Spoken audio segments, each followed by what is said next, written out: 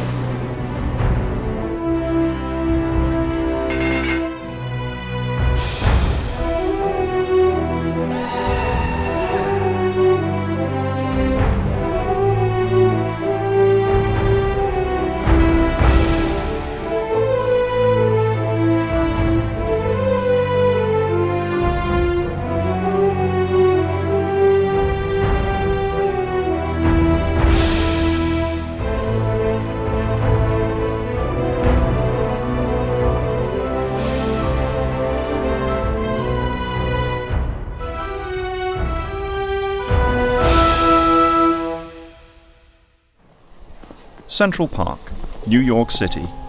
The X-Men and friends are stood in a group, rare Christmas-time snow falling around them as shoppers and pedestrians pass by, people skating on a big stretch of ice behind them. Well, I'll be an honest-to-goodness white Christmas. And in the city and all this. Haven't had one of these since I was a wee girl. Isn't the snow beautiful, Aurora? In a way, Miss Grey. But I can't help remembering that on the slopes of Kilimanjaro, the snow is forever white. Oh, come on, Aurora. It's Christmas. Even if you don't celebrate it, you have to enjoy it. And call me Jean. Very well, Jean. Moira, do you want to go grab a cup of cocoa? Yeah, why not? Do have some last-minute bits of shopping to do. We'll catch up with you all later on. Okay, have fun. Jean waves as the two Celtic descendants walk away arm in arm. They're getting close. I think it happened while he stayed with her. And I guess absence makes the heart grow fonder and all that. Yeah. I feel sorry for poor Nightcrawler. He would have really enjoyed being here. Yeah, well, until we find a way to disguise him, he can't exactly disappear into the crowd. Duh, of course. Wolverine, cheer up. For me. Sure, Red. For you. But these holidays, they just aren't my thing.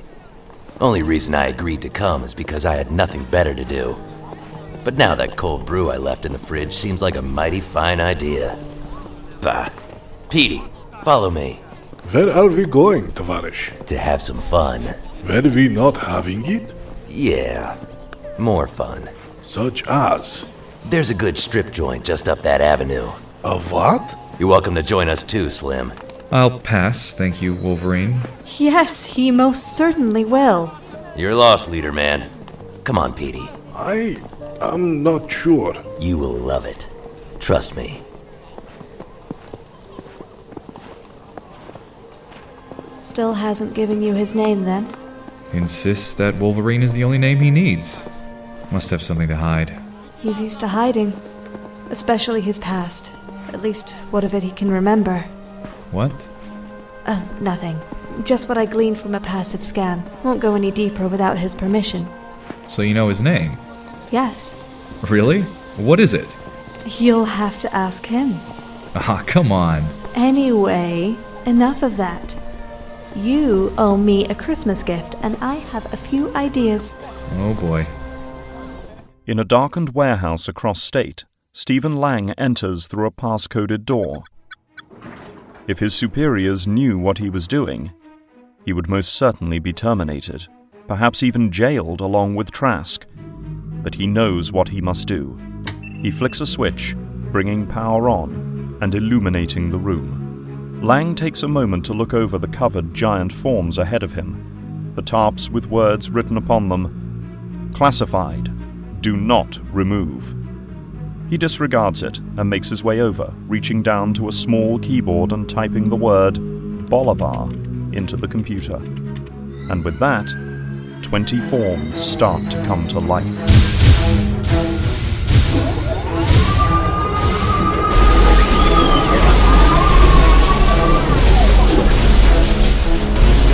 Sentinel 3A online. Conduit units.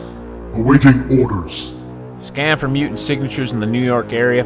Target and capture as many as you can, then bring in the location Alpha 4. Orders received. Commencing directives.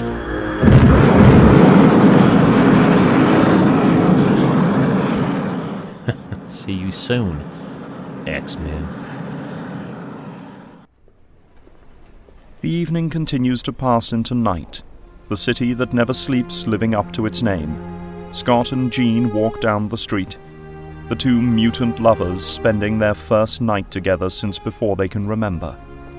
They take a moment to break from their wandering and stop in a small coffee shop.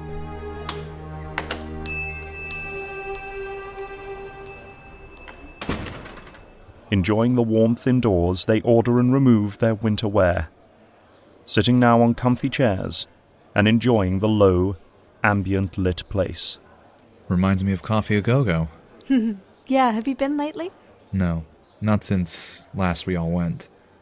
I think Joe still owns it. Yeah. Not the same without Zelda, though. No. Oh, Thank you. Jean thanks the server as he places their cups of steaming hot coffee upon the table before them. So, how's the new place? Same as it was last time you came by. Why? Just wondering. I mean, are you happy there, alone? Yeah. I mean, don't get me wrong, I love living with you all, but nice to have my own space. Great to get out on my own, you know? Yeah. You're welcome to join me. There is room for two. Jean, we've talked about this. We've talked about talking about this. Can't leave, I know. But don't you want a normal life? Normal? Jean, with these eyes... I can't live a normal life. I belong at the school. So you keep saying. Jean, Scott, stop. I'm only a few miles away. You have a car. You could visit me a lot more than you do. You don't think I try? I'm busy. Being an X-Man. But what does that mean anyway? Keep your voice down. Sure, that island was something no human could handle, but no real mutant threat has risen up to replace Magneto. And that mission last month could easily have been handled by any well-trained task force. And what happened to John Proudstar? You don't think I had to live with that? I was his leader. I failed him. He died on my watch. Scott, I'm saying he didn't have to die at all. There was a time when the X-Men were needed, but now why don't you move on? With me. Let the new group handle all that. Let the school actually be a school. I can't. Then where does that leave us? I will come into the city as much as I can, Jean. Yeah. Jean lowers her head, turning so that Scott cannot see the tears forming in her eyes. Before either can utter another word, the table begins to shake.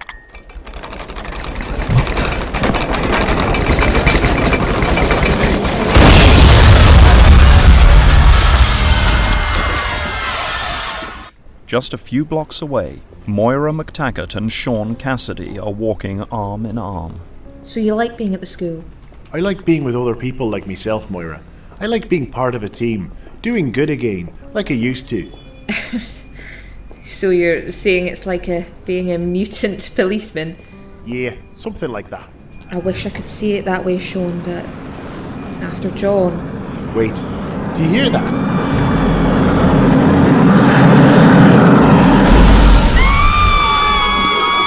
Lord above, it's a Sentinel! Moira, get behind me!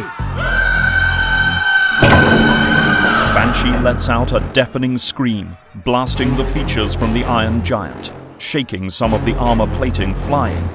But the machine then brings up its arm and fires, only just missing and blasting the wall behind Sean. The explosion sends him and Moira flying to the ground. Apprehension of target mutant in progress. No, get off me, you big... Sean tries to scream, but then is hit with a blast set for stun. He falls unconscious into its hand, Moira standing and running towards the giant machine. Let go of him, you monstrosity! But she can do nothing, as the robot's feet jets ignite, and it takes to the air, with Banshee in its hand.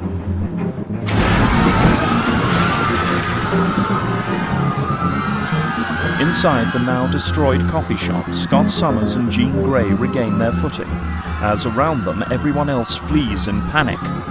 Jean reaches out using her telekinesis to pull the robot to its knees. Scott then throws off his glasses, just for a second, and lets loose with an optic blast. The Sentinel reels, Scott then opening his eyes for almost 10 whole seconds, letting the raw energy of his power destroy the head of the creature.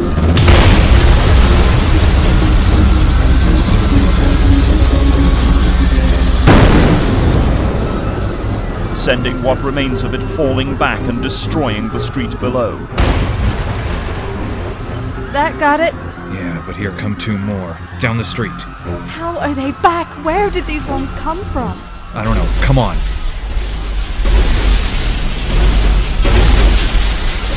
Halt, mutants!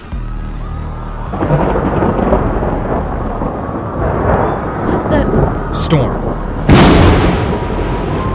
The sky now grows darker still, as angry lightning crashes over clouds forming together in unnatural funnels. A white-haired goddess now rises into the sky before them. Storm brings her arms down, sending a massive bolt of lightning into the back of one of the Sentinels, knocking it down.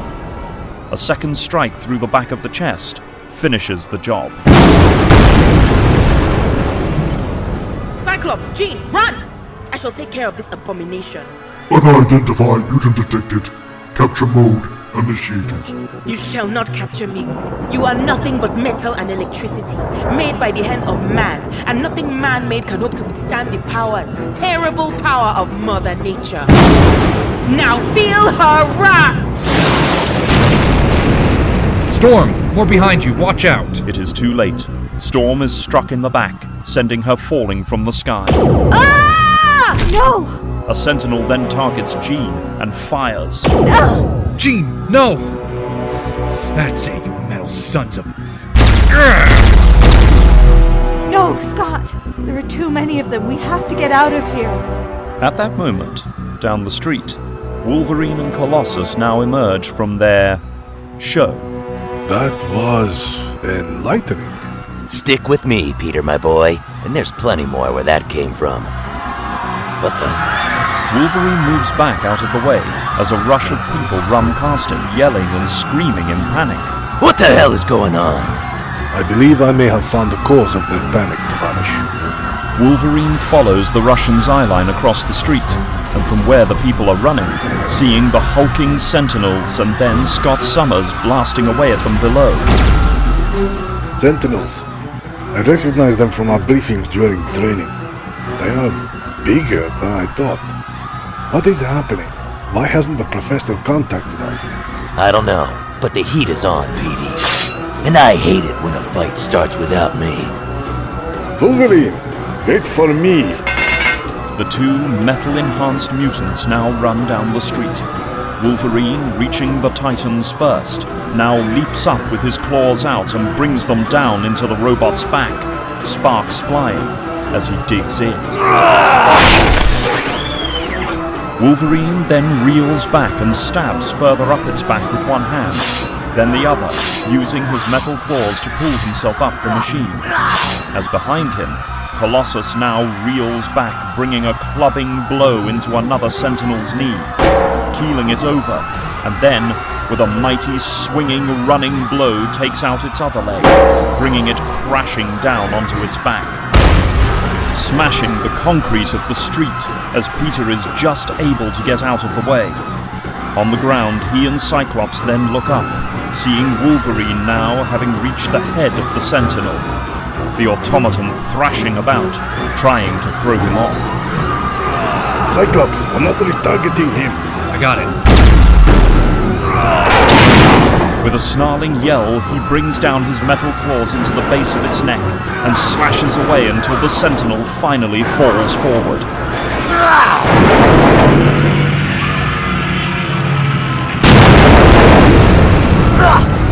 Crashing to the ground, lifeless, Wolverine leaps off at the last second and crashes to the ground below.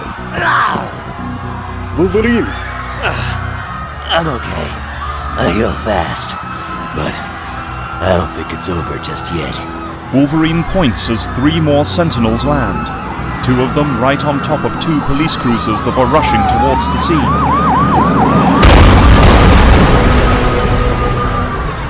The destroyed set now being replaced as the Sentinels again close in.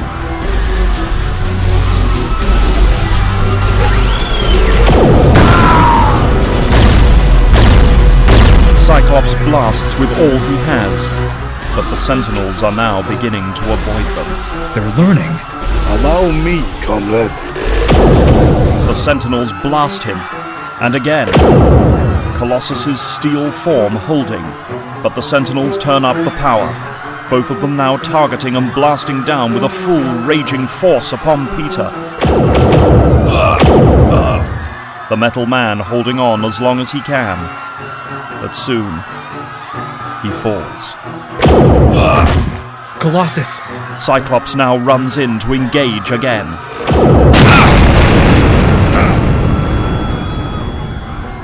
With a bright, blinding light, Scott's vision is gone, hearing nothing but a high-pitched ringing in his ears. When finally reality begins to return, Scott finds himself buried under what once must have been part of the street. As he stands, emerging from it, he looks out upon the devastated street, seeing nothing and no one. Jean! Colossus! He calls out, avoiding eye contact with the terrified people still present. Cyclops! Scott turns with a start, seeing Aurora Monroe, walking gingerly towards him, using what remains of a wall to keep herself upright. Storm, where are the others? Taken. I saw them in the arms of the metal creatures. Then how did you? It would seem the Sentinels forgot about me. And you? Yeah. I guess even machines can make mistakes. Can you stand? We have to get back to the mansion. I shall make the trip. Good. Let's move before the cops show up. As Scott Summers and Aurora Monroe rush back to their base to mount a rescue, a man watches this all from his gilded office within the confines of his private establishment. This club has a very elite, very exclusive membership. None more so than its inner circle. He is dressed in attire suited for the 18th century, mutton chops and long black hair tied back with a bow. As he observes the destruction, the carnage left in the Sentinels' wake, a woman attired in a white furred cape and burlesque gear approaches him. Did it work? Yes. The device was able to shield our mutant signatures from the Sentinels again. Good.